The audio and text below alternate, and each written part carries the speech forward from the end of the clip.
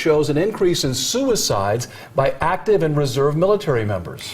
Preventing these deaths continues to be a battle for the Department of Defense. 2 News reporter Tyler Yuska asked officials at the Dayton VA what they're doing to help our service members. He's live with the story. Well, they tell me that it's a focus on the mental health services, and as I found out, those will soon be expanding here at the Dayton VA. According to the Department of Defense's most recent suicide report, 72 active service members committed suicide between July and September of 2015, compared to 52 during the same time in 2014. The report also shows a spike in suicide for reservists, up 32 year to year. Program manager at the Dayton VA, Bill Wall, works with service members who have come home after deployments in Iraq and Afghanistan. They've gone through all that they've gone through to survive in a war zone and then get back here and we find a death related to something that could be prevented.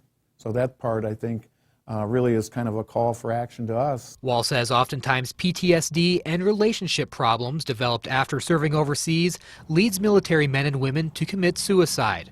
Knowing this, Wall says those programs offered at the VA will be expanding this year. Rather than run kind of a sequential program where it runs for 6 weeks and then another group starts, they're going to run more of an ongoing, kind of what we call a rotating schedule. So about every 2 weeks, a new group can start. According to Wall, the Dayton VA helps more than 9,000 service members who've served tours in Iraq and Afghanistan, and says when it comes to mental health post-deployment, support from others is key. It's always a fascinating thing where a person commits suicide or dies from one reason or another, and there's always hundreds of people at the person's funeral.